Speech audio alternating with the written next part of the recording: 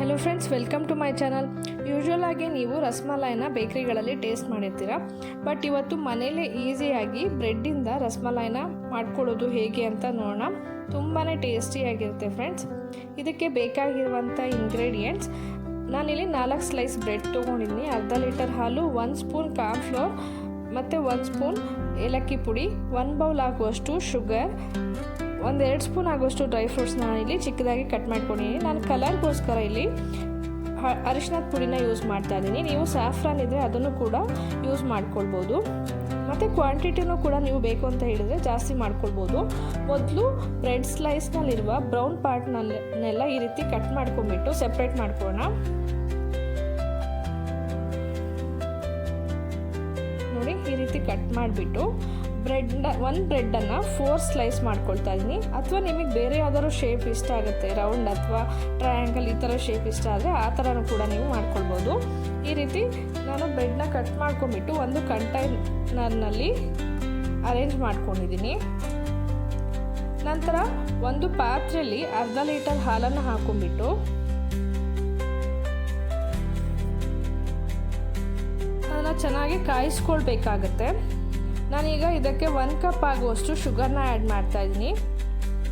Sugar ಎಲ್ಲ ಚೆನ್ನಾಗಿ dissolve ಆಗಬೇಕು, ಅಲ್ಲಿವರೆಗೂ ಚೆನ್ನಾಗಿ ಸ್ಟೀರ್ ಮಾಡ್ಕೊಳ್ತಾ ಇರಿ.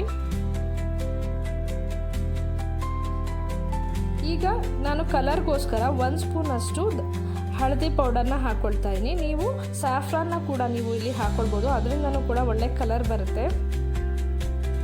ಇಲ್ಲ ಫುಡ್ ಕಲರ್ ಇದ್ದರೆ ಅದನ್ನು ಕೂಡ ಯೂಸ್ ಮಾಡ್ಕೊಳ್ಬೋದು. ಈಗ 1 ಸ್ಪೂನ್ ಅಷ್ಟು ಕಾರ್ನ್ಫ್ಲೋರ್ ರೆಡಿ ಇಟ್ಕೊಂಡಿದ್ವಲ್ಲ, ಅದನ್ನು ಈ ರೀತಿ ಬ್ಯಾಟರ್ ತುಂಬ ನೀರಾಗಿ ಬ್ಯಾಟರ್ ಥರ ಮಾಡ್ಕೊಂಡ್ಬಿಟ್ಟು ಹಾಲಿಗೆ ಮಿಕ್ಸ್ ಮಾಡ್ಕೊಳ್ಬೇಕು. ಈ ಕಾರ್ನ್ಫ್ಲೋರ್ ಆ್ಯಡ್ ಮಾಡೋದ್ರಿಂದ ಹಾಲು ತುಂಬ ತಿಕ್ಕಾಗ್ತಾ ಬರುತ್ತೆ, ತಿಕ್ನೆಸ್ ಚೆನ್ನಾಗಿ ಬರುತ್ತೆ. ನೋಡಿ, ಈಗ ಕುದೀತಾ ಇದೆ ಹಾಲು. ಈಗ 1 ಸ್ಪೂನ್ ಆಗುವಷ್ಟು ಏಲಕ್ಕಿ ಪುಡಿನ ಕೂಡ ಆ್ಯಡ್ ಮಾಡೋಣ. ಇದು ಒಳ್ಳೆ ಫ್ಲೇವರ್ ಕೊಡುತ್ತೆ ಏಲಕ್ಕಿ ಪುಡಿನ ಹಾಕೊಳ್ಳೋದ್ರಿಂದ. ನೋಡಿ, ಈ ರೀತಿಯೇ ಚೆನ್ನಾಗಿ ಹಾಲನ್ನು ಒಂದು 5 ನಿಮಿಷ ಚೆನ್ನಾಗಿ ಕುದಿಸ್ಕೊಬೇಕು. ನೀವು ಎಷ್ಟು ಚೆನ್ನಾಗಿ ಹಾಲನ್ನು ಕುದಿಸ್ಕೊಳ್ತೀರೋ ಅಷ್ಟು ಚೆನ್ನಾಗಿ ಟೇಸ್ಟಿಯಾಗಿ ಇರುತ್ತೆ ಅಂತಲೇ ಹೇಳ್ಬೋದು. ನಾನು ಹಾಲನ್ನೆಲ್ಲ ಚೆನ್ನಾಗಿ ಒಂದು 5 ನಿಮಿಷ ಚೆನ್ನಾಗಿ ಕುದಿಸ್ಕೊಂಡ್ಬಿಟ್ಟು ಈಗ ತಣ್ಣಗೆ ಮಾಡಿ ಇಟ್ಕೊಂಡಿದ್ದೀನಿ. ಈ ಹಾಲನ್ನು ಇವಾಗ ಬ್ರೆಡ್ ಸ್ಲೈಸನ್ನು ಅರೇಂಜ್ ಮಾಡಿಟ್ಕೊಂಡಿರುವಂಥ ಕಂಟೈನರ್ಗೆ ಹಾಕೊಳ್ಳೋಣ. ನೋಡಿ, ಈ ರೀತಿ ಬ್ರೆಡ್ ಮುಳುಗುವಷ್ಟು ಹಾಲನ್ನು ಹಾಕ್ಕೊಳ್ತಾ ಇದ್ದೀನಿ. ನಿಮಗೆ ಜಾಸ್ತಿ ಬೇಕು ಅಂತ ಹೇಳಿದರೆ ಇನ್ನೂ ಸ್ವಲ್ಪ ಹಾಲನ್ನು ಕೂಡ ನೀವು ಹಾಕ್ಕೊಳ್ಬೋದು.